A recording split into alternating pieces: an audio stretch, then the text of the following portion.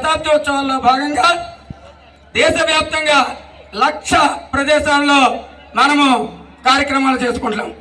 హిందువులందరూ కలపడమే ధ్యేయంగా, హిందువులందరూ కలపడమే ధ్యేయంగా, ఐకమత్యమే ధ్యేయంగా మనమందరం కూడా అనేక ప్రాంతాల్లో, అనేక చోట్ల, అనేక రంగాల్లో నిపుణులైనటువంటి పెద్దవాళ్ళని, వారికి సంఘాన్ని పరిచయం చేసి, సంఘము వారి యొక్క ఆదరణ నోచుకునేలా చేసి, మంచి ఉచ్చ స్థితిలో హిందువులంతా కలయికతో మనము ఐక్యత సాధనతో విజయం సాధించాలి.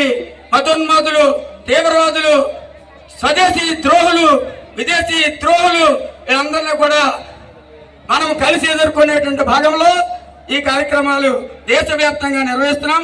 దాంట్లో భాగంగా ఈరోజు ఈ కార్యక్రమానికి మొత్తం హిందూ సమ్మేళనానికి అధ్యక్షత వహించినటువంటి మా మిత్రులు యువ పారిశ్రామికవేత్త శ్రీ వల్లూరి సత్య శ్రీరామ్ గారిని అధ్యక్షత వహించవలసిందిగా కోరుతున్నాం. అందరూ కరతాళ ధ్వనులతో ఆహ్వానించండి.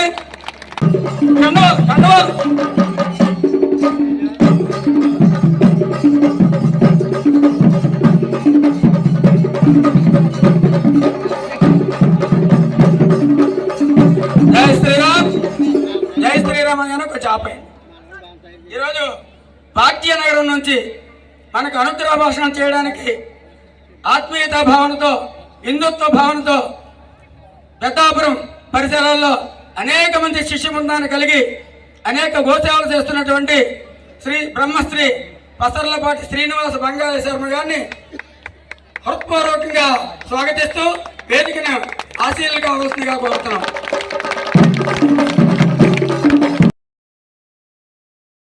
అలాగే ఈనాటి గొల్లపురం నుంచి వచ్చినటువంటి శ్రీ శ్రీ స్వామి నిర్భయానంద గురూజీ, సద్గురు వర్యులు, సీత పద్య కవిశ్రీ, సాహిత్య విశారద, వాస్తు జ్యోతిష్య శిరోమణి, సువర్ణ సింహ తలాట సన్మాన గ్రహీత, గురుబ్రహ్మ అవార్డు గ్రహీత, తెలంగాణ రాష్ట్ర నంది అవార్డు గ్రహీత, తెలుగు కీర్తి అవార్డు గ్రహీత శ్రీ శ్రీ స్వామి నిర్భయానంద గురూజీ స్వామి, పోతిన సత్యనారాయణ గురువు గారు గొల్లపురాలు, వారికి కూడా మా ప్రణామాలు అర్పిస్తూ కార్యక్రమాన్ని అధ్యక్షులు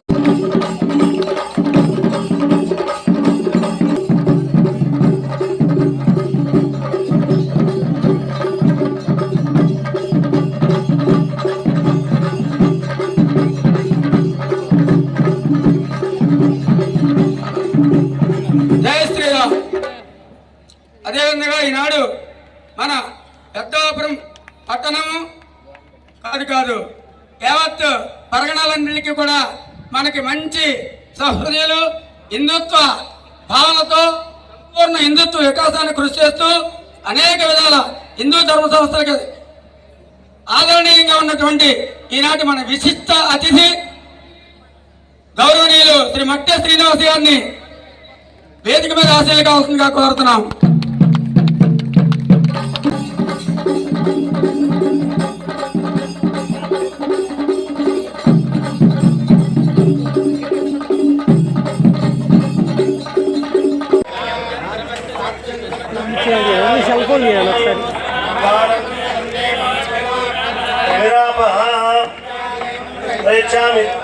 परमात्मने राहिमान्नरकाद्घोर दिव्य ज्योतिर्नमोस्तुते।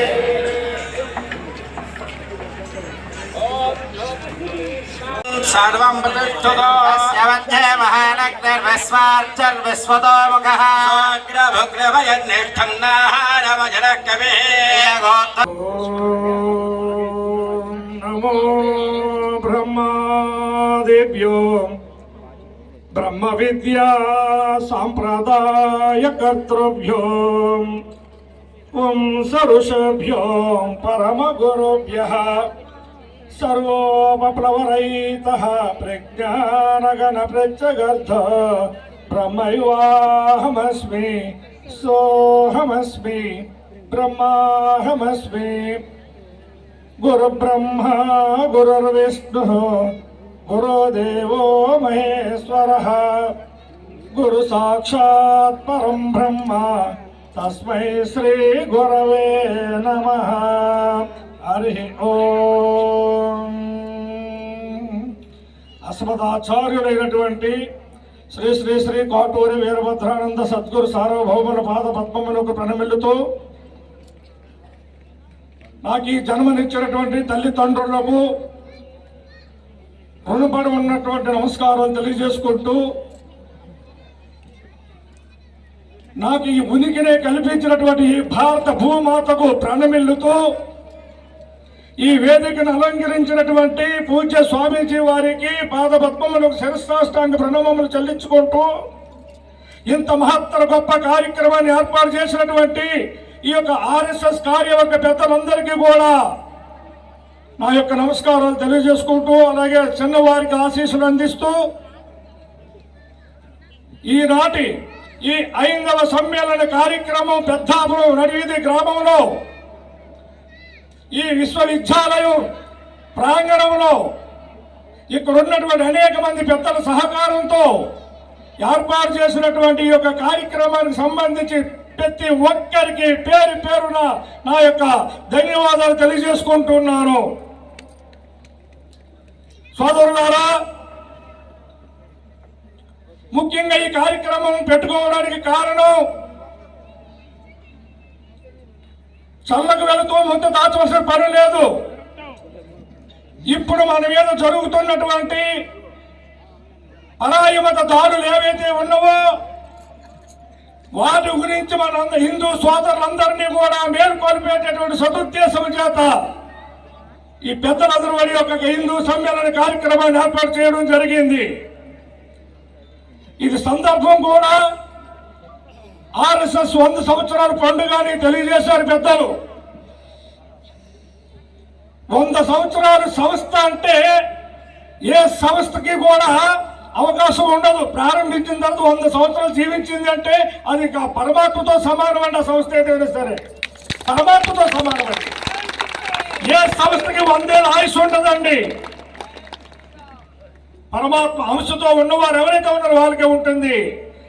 ఈ సంస్థలో పరమాత్మ లక్షణాలు ఏమున్నాయండి అంటే మనకి పంచభూతాలు తయారు చేయించి పరమాత్మ సమర్పించాడు. మనకి పరిపూర్ణ పరబ్రహ్మ స్వరూపము మానవుడి యొక్క సుఖభోగాల కోసము పంచభూతాలను ముందు సృష్టించి తర్వాత మానవ జాతిని సృష్టిస్తే ఆ పంచభూతాలు మనం అనుభవిస్తున్నామే. ఆ పరమాత్మ ఏదైనా స్వార్థాన్ని ఆశించి మనకి ఈ పంచభూతాలు సృష్టించి ఇచ్చాడా? లేదే. నిస్వార్థంగా పరమాత్మ మనకి ఇచ్చాడు ఈ సుఖభోగాలన్నీ కూడా. అలాగే ఆర్ఎస్ఎస్ కార్యకర్తలందరూ కూడా స్వార్థం లేకుండా స్వార్థాన్ని విడిచిపెట్టి సంఘం కోసం, సమాజం కోసం, సమాజ శ్రేయస్సు కోసం, తోటి మానవుల ఉత్పత్తి కోసం నిరంతరం పాటుపడేటువంటి సంస్థ ఆర్ఎస్ఎస్ అని అందరికీ మనం చేసుకుంటూ ఉన్నా. ఇంకా చెప్పాలి అంటే ఈ ఆర్ఎస్ఎస్ వాళ్ళు జీతం తీసుకొని సైనికులు భారతదేశానికి వీళ్ళే. మన భారతానికి ఆర్మీ ఉంది, సైనికులు ఉన్నారు, వారికి నెల నెల జీతం ఇవ్వాలి. అయితే జీతం తీసుకొని సైనికులు దేశానికి సరిహద్దుల్లో అవతల కాపలా కాస్తూ ఉంటే ఈ జీతం లేని సైనికులు దేశం లోపల ఉండి ఏ కుతంత్రాలు జరిగినా కూడా మేము ఉన్నామంటూ అడ్డుపడుతూ ఆరాధన చేస్తూ ఉన్నారు. ఈ ఆర్ఎస్ఎస్ మీ అందరికీ మనం చేస్తూ ఉన్నా. అటువంటి ఆర్ఎస్ఎస్ సోదరులందరికీ కూడా మరొక్కసారి నా తరపున ధన్యవాదాలు తెలియజేసుకుంటూ వారి కుటుంబాలందరికీ కూడా ఆ లలితాదేవి దివ్య పరమాత్మ యొక్క ఆశీస్సులు అందించాలని చెప్పి మనస్ఫూర్తిగా కోరుకుంటూ ఉన్నా. సోదరులారా, మనం తెలుసుకోవాల్సింది మన గొప్పతనం గురించి. ఇతరులు విమర్శించుకుంటూ పోతే ఏమీ లేదు. మనకి ముందు మన గురించి మనం తెలుసుకోవాలి. మనం ఎవరమో చెప్పండి. మీరంతా ఎవరు? మీరంతా ఎవరు? మీరంతా ఎవరు? హిందువులం, ప్రియ బంధువులం. హిందువులం, ప్రియ బంధువులం. ఈ నినాదం కావాలి ఈ రోజు మనందరికీ కూడా. వాళ్ళు చూడండి, వాళ్ళు ఏ కులం వాళ్ళైనా సరే మీరు ఎవరైనా అడగండి, వాళ్ళందరూ ఏం చెప్తున్నారు?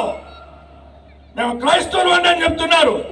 మరి మన వాళ్ళని అడిగి చూడండి, మేము కాపులు అండి, మేము చౌదరీస్ అండి, మేము బ్రాహ్మణ్స్ అండి, మేము రెడ్డి, మేము తెలగ, మేము అది, మేము ఇది, మేము ఏదో. ఇది మానండి. మన నోటు కూడా మీరెవరంటే హిందువులు అనే సమాధానం వచ్చిన రోజున పరాయి మాత్రం ఏది కూడా మన ప్రాంతంలో ఉండనే ఉండదు అని మీ అందరికీ మనం చేసుకుంటూ ఉన్నా. సోదరులారా, మేమంతా హిందువులు. అలాగే మన దేశం యొక్క గొప్పతనం ఏమిటో తెలుసుకోవాలి. ఈ భారతదేశం యొక్క గొప్పతనం, ఒక దేశం ఉంది సెంట్లు తయారు చేస్తుంది, ఒక దేశం ఉంది ఎలక్ట్రానిక్ లో ప్రసిద్ధి, ఒక దేశం ఉంది మారణాయుధాల్లో ప్రసిద్ధి, ఒక దేశం ఉంది ఇంకో దాంట్లో ప్రసిద్ధి. కానీ భారతదేశం దేనికి ప్రసిద్ధో తెలుసా సోదరులారా? ఈ దేశమే దైవానికి ప్రసిద్ధి.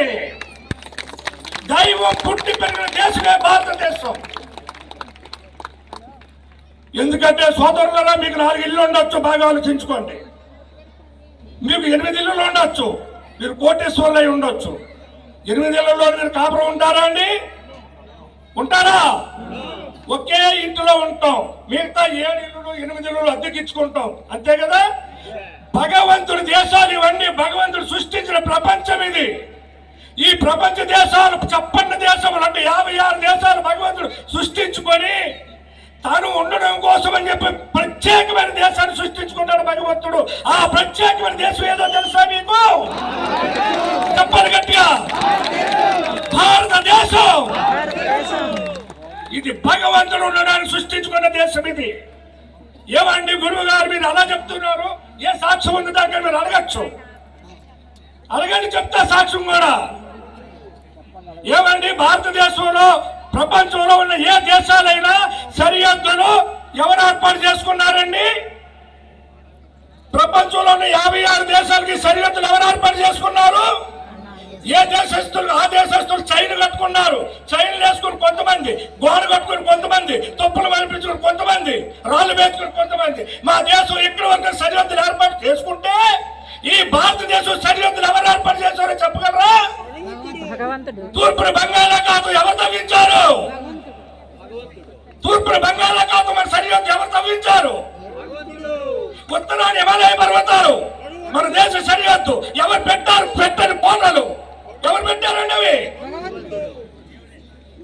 అరేబియా సముద్రం పడమరకు పోతే ఎవరు తవ్వించారు ఈ సముద్రాన్ని?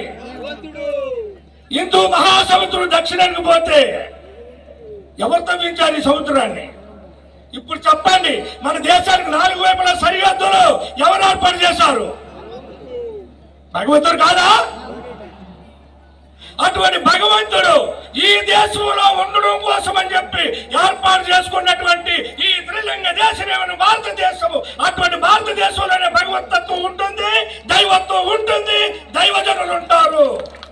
దుమ్మాటికి కూడా ఏ దేశ చరిత్ర చూసినా ఏమున్నది గర్వకారణము? అమెరికాలో జైల్లో ఉన్న నేరస్తుల సంఖ్య ఎంత? మన దేశంలో నేరస్తుల సంఖ్య ఎంత?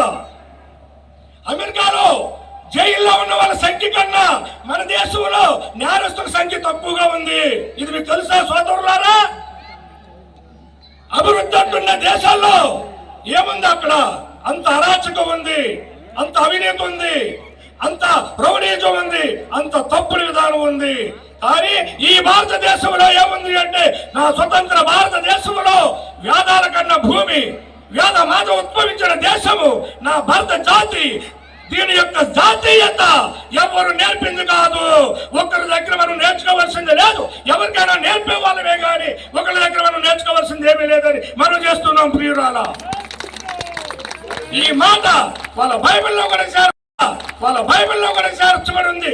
ఆసియా ఖండంలో నా కోసం మీరు ప్రచారం చేయనవసరం లేదు, యేసుక్రీస్తు వారే రాసిన వాక్యం ఒకటి చూడమని బైబిల్లో. కానీ వారు ఈ దేశం వచ్చి ప్రచారం చేస్తున్నారంటే అంటే వాళ్ళ దేవుడైనటువంటి యేసుక్రీస్తు మాట కూడా వాళ్ళకి లెక్కలేదనే కదా మనకి. అవునా కాదంటారా?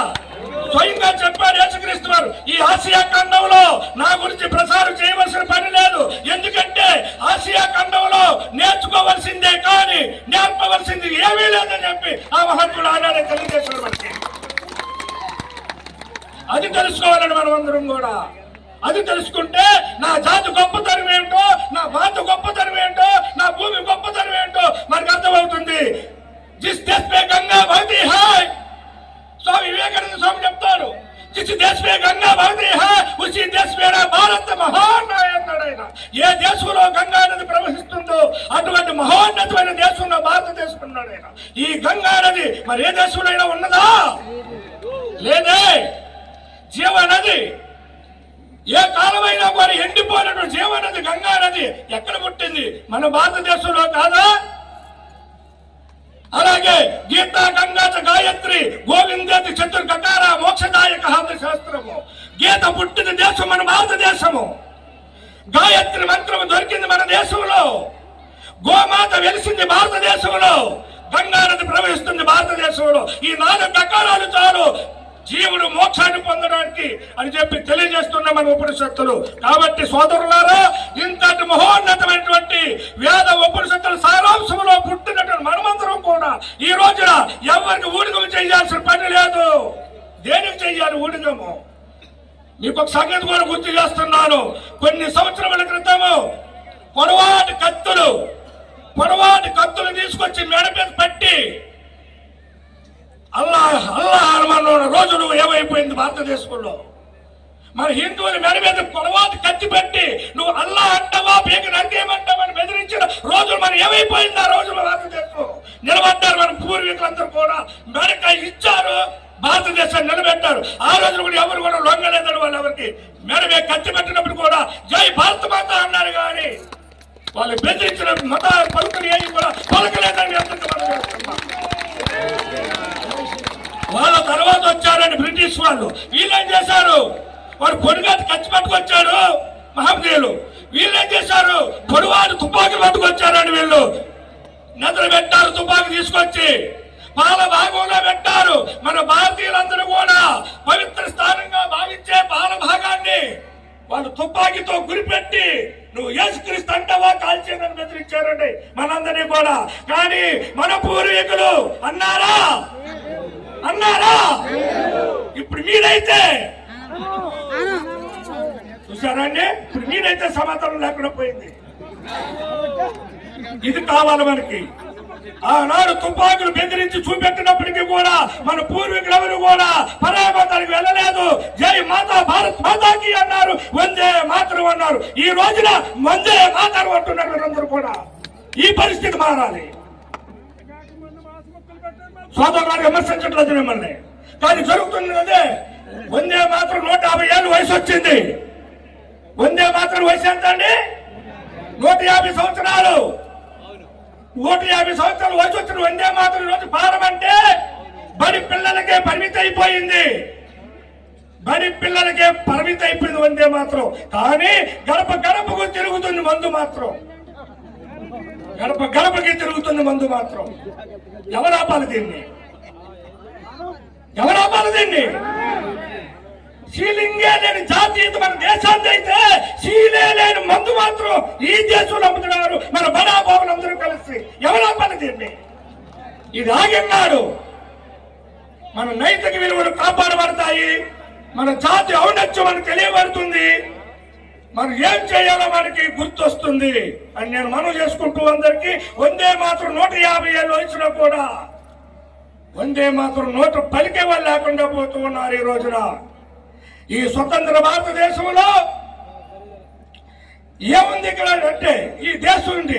ఆ రోజున మహమ్మదీయులు కత్తులతో బెదిరించిన, బ్రిటిష్ వాళ్ళు తుపాకులతో బెదిరించిన ఈ దేశం వరకు లొంగలేదు. కానీ కారణం ఏమిటో తెలిసిన?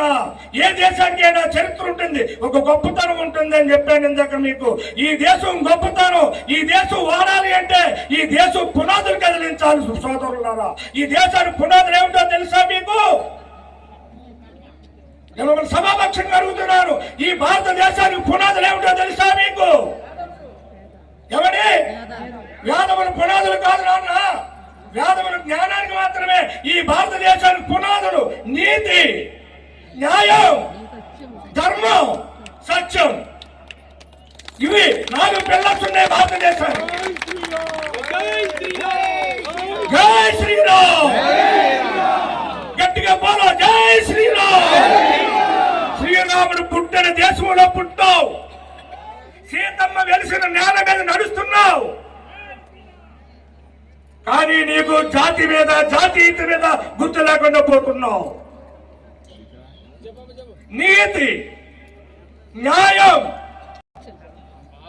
సత్యం, ధర్మం, ఈ 4 స్తంభాలు భారతదేశానికి. ఈ దేశాన్ని ఎవరైనా ఓడించాలి అనుకున్నవారు ఆ రోజు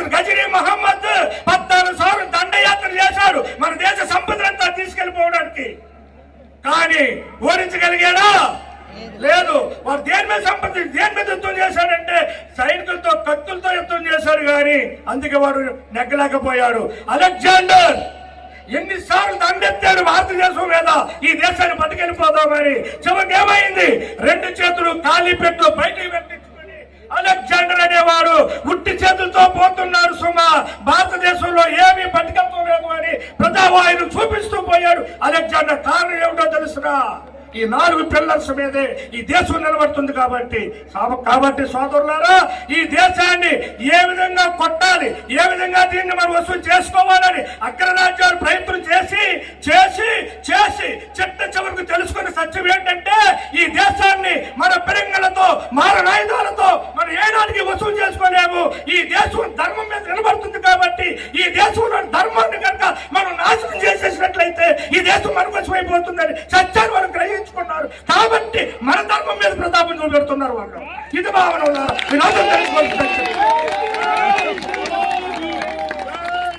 ఎక్కడ ధర్మం నశించిపోతుందో అక్కడ దరిద్రం తాండవిస్తుంది. ఎక్కడ న్యాయం నశించిపోతుందో అక్కడ అన్యాయం రాజ్యం వెళుతుంది. ఎక్కడ నీతి లేకుండా పోతుందో అవినీతి కప్పు కొడుతుంది. కాబట్టి భారతదేశం మన హస్తగతం అవ్వాలి అంటే ఇక తుపాకులతో కాదురా మనం యుద్ధం చేయవలసింది. భారతీయత యొక్క జాతీయత మీద, భారతదేశం యొక్క నీతి నియమానుసారాలైనటువంటి చతుస్తంభాల మీద మనం యుద్ధం ప్రకటించాలనే ఉద్దేశం చేత వాళ్ళు నెమ్మదిగా మతం అనే ముసుగులో మన దేశంలోకి ప్రవేశించారు. సోదరులారా, ఇది మీకు అర్థం కావాల్సిన పరిస్థితి. మతం మార్చి ఏమైంది? ఏ దేవుడైనా ఒక్కడే, ఏ దేవత దేవం పోయింది. ఆపదలో ఏదో దేవుడు, ఏ దేవుడైనా ఒకటే కదా, దేవుడు అందరూ ఒకటే కదా, 4 కోసేయండి. ఏ దేవుడన్నా ఒక్కడైనా 4 కోసేయండి. నా దేవుడి సంగతి చెప్పండి. ఏ దేవుడైనా ఒకటి ఎలాగవుతుంది? ఏ దేవుడు ఒకటి ఎలాగవుతుంది? నేను ఒక ప్రశ్న అడుగుతున్నాను సభాపక్షంగా. యేసుక్రీస్తు తన 16వ సంవత్సరం నుంచి 32వ సంవత్సరం వయసు వచ్చేదాకా ఎక్కడున్నాడు? ఈ బైబిల్లో ఉందా? ఈ పాస్టర్ల దగ్గర ఉందా ఈ సత్యం ఏమైనా? ఎక్కడికి వెళ్ళాడు యేసుక్రీస్తు 16 సంవత్సరం వయసులో, నడి వయసు కాలంలో ఎక్కడికి వెళ్ళాడు యేసుక్రీస్తు తెలుసా మీకు? నా భారతదేశం వచ్చాడు, నా కాశీ క్షేత్రం వచ్చాడు, నా గంగలో మునిగాడు, మా హిందూ గురువుల దగ్గర దీక్ష పొందాడు, మహిమలు పొందాడు. తర్వాత ఇజ్రాయెల్కి వెళ్ళాడు. 32వ సంవత్సరం నుంచి బైబిల్లో ఉంది, 16వ సంవత్సరం వరకు బైబిల్లో ఉంది. కానీ ఈ 16 నుంచి 32 వరకు ఉన్న కాలం అంతా యేసుక్రీస్తు ఎక్కడున్నాడు ఎవరైనా చెప్పగలరా? మన భారతదేశం వచ్చి విద్య నేర్చుకున్నాడు సుమా. అందుకనే ఆయన బైబిల్లోనే రాయించాడు, మీరు ఆసియా ఖండంలో వెళ్ళకండి, అక్కడ మనం నేర్చుకోవాల్సిందే కానీ ఎవరికి నేర్పాల్సింది ఏమీ లేదు అని చెప్పి మనందరికీ కూడా మనం చేశాడు. అందరికి అర్థమవుతుంది కదా ఊరు ప్రజలారా? ఈసారి మన దేశం గొప్పతనం ఏంటంటే ఇందాక ఎవరు సోదరులు అందించారు, వేదాలు అన్నారు. నిజం, ఈ భారతదేశానికి మొట్టమొదటి గ్రంథం వేదమే. వేదం మనకి శిరోధార్యం. వేదంలో ఏదుందో అదే నిక్కచ్చుగా చెప్పగలగాలి. వేదాన్ని ఉన్నదాన్ని ఉన్నట్టుగా కూడా చెప్పడానికి ఈ రోజు భయపడుతున్నాం. సోదరులారా, అర్థం చేసుకోండి. మన ఉపనిషత్తులో ఉన్న సత్యాన్ని ఉన్నది ఉన్నట్టుగా చెప్పడానికి కూడా ఈ రోజు మనం భయపడుతున్నాం. ఎందుకో తెలిసేయండి, ఎందుకో తెలుసుకోండి. మన ఉపనిషత్తుల్లో ఉన్న సత్యాన్ని, మన వేదంలో ఉన్న సత్యాన్ని ఈ రోజు కూడా మనం ఇప్పటికీ కూడా డైరెక్ట్ గా చెప్పకుండా భయపడుతున్నాం. భయపడినంత కాలం కూడా మనం ఏమి సాధించలేము సుమా. మన వేదాలు మనకి సంపద. ఈ దేశానికి ఉన్న సంపదే వేదములు. ఋగ్వేదము, యజుర్వేదము, సామవేదము, అథర్వణ వేదము, చతుర్వేదములు, 4 వేదములు కాదు, ఒకటే వేదము 4 భాగాలుగా చేశారు వేదవ్యాసుల వారు. అందుకే ఆయన పేరే మారిపోయిందండి. వైశాంపాయనుడు అనే పేరు కాస్త వేదవ్యాసుడిగా మారిపోయింది. వేదాలను విశదీకరించాడు కాబట్టి. ఆ వేదంలో ఉన్నటువంటి ఉపనిషత్తులు 1108 ఉపనిషత్తులు ఉన్నాయి మన దేశంలో. ఆ 1108 ఉపనిషత్తులు కూడా ద్వాపర యుగం దాకా రన్నింగ్ లో వచ్చాయి. తర్వాత కలియుగం ప్రారంభమైంది. కలియుగం వచ్చిన తర్వాత ఈ ఉపనిషత్తులని మానవుడు చదవలేడని ఉద్దేశం చేత 108 ఉపనిషత్తులకు దిగదీశారు. అట్లనే ఆ 108 ఉపనిషత్తులు కూడా చదివే యోగ్యత ఈ రోజు మనకి కనబడకుండా కనీసము 10 ఉపనిషత్తులు 10 ఉపనిషత్తులు చెప్పడం జరిగింది మనకి. ఆ ఉపనిషత్తులు సారాంశం ఈ రోజున మనం బ్రహ్మ విద్యగా నేర్చుకుంటూ ఉన్నాం. ఇంతకన్నా విద్య ఎవరు ఇక్కడ వచ్చి నేర్పవలసిన పని లేదు. చూడండి, మీరందరూ కూడా చిన్నప్పటి అనే మాట అదేమైనా బ్రహ్మ విద్య నేర్చుకోలేకపోవడానికి అనేవారు. అదేమైనా బ్రహ్మ విద్య అన్నను వాళ్ళు ఎవరైనా ఇక్కడ ఉన్నారండి? అదేమైనా బ్రహ్మ విద్య ఎట్లా రాకపోవడానికి అన్నవాళ్ళు ఎవరైనా ఇక్కడ ఉన్నారా? మీరందరూ అనే ఉంటారు ఈ మాట.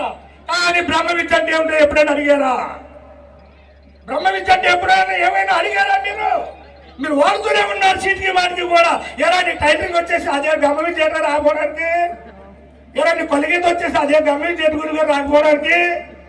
చూడండి, అందరూ మాట్లాడి మాటే అదేమైనా బ్రహ్మ విద్య, అదేమైనా బ్రహ్మ విద్య. కానీ నేను అడుగుతున్నా, అదేమైనా బ్రహ్మ విద్య అన్న నోట్ అంట, అసలు బ్రహ్మ విద్య అంటే ఏమిటంటావు అనే మాట మీ నోట ఎప్పుడైతే వస్తుందో ఆ రోజు నా దేశం సస్యశ్యామలంగా మారిపోతుంది.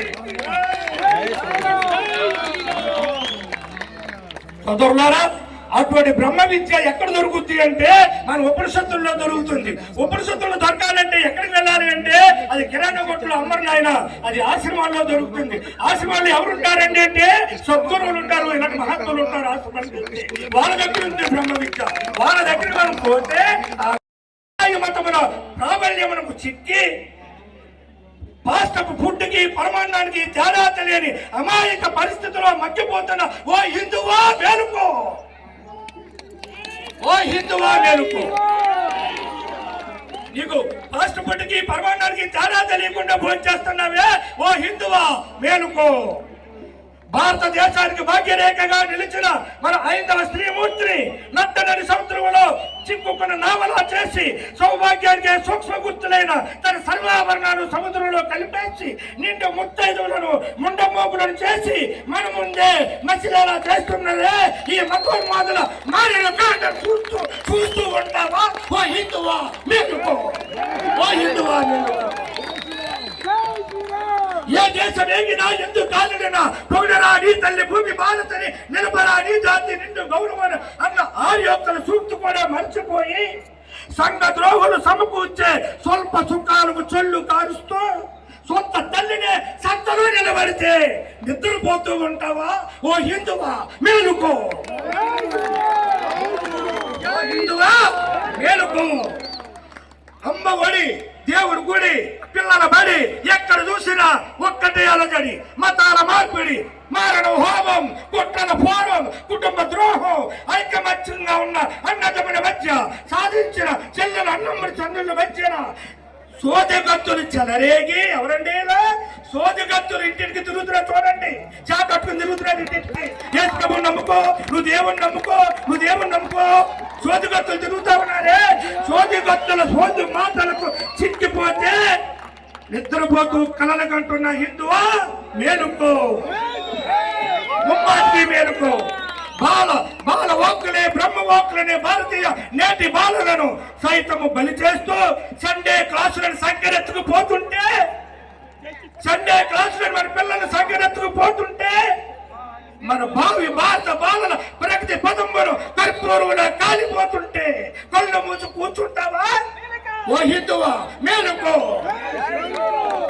ఒకనాటి వీధి కోటాలు వాడవు కూటాలై, వాడు కూటాలే వాకిటి కూటాలై, వాకిటి కూటాలే ముంగిటి కూటాలై, ఆ ముంగిటి కూటాలు కాస్త నేడు అనధికారికంగా ముంగిళ్లలో కూటాలైపోతుంటే, మనం లోగిళ్లలోనే కూటాలైపోతుంటుంటే మీకు వినిపించడం లేదా?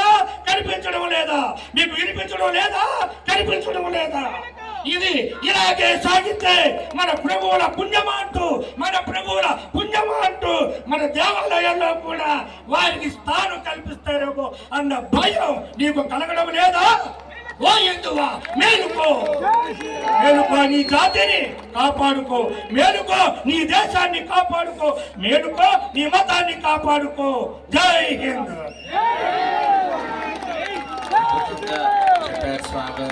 నిర్భయానంద స్వామి వారు నిర్భయంగా చెప్పిన మాటలు ఎంతో మందిని నిర్భయంగా ఎన్నో విషయాలు పబ్లిక్ గా మాట్లాడే విధంగా చేస్తాయని భావిస్తూ, భావి తరాల వారికి స్ఫూర్తి నింపుతుందని భావిస్తూ, ఇప్పుడు పెద్దలు చెప్పినటువంటివి నా వాయిస్ బాగోలేక చిన్న ప్రెజెంటేషన్ లాగా చేశాను.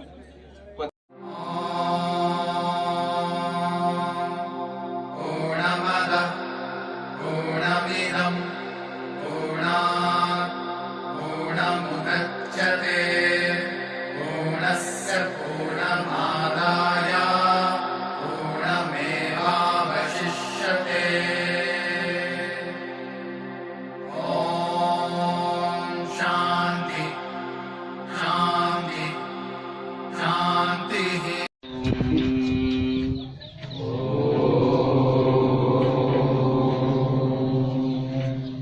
सर्वे भवन्तु सुखिनः सर्वे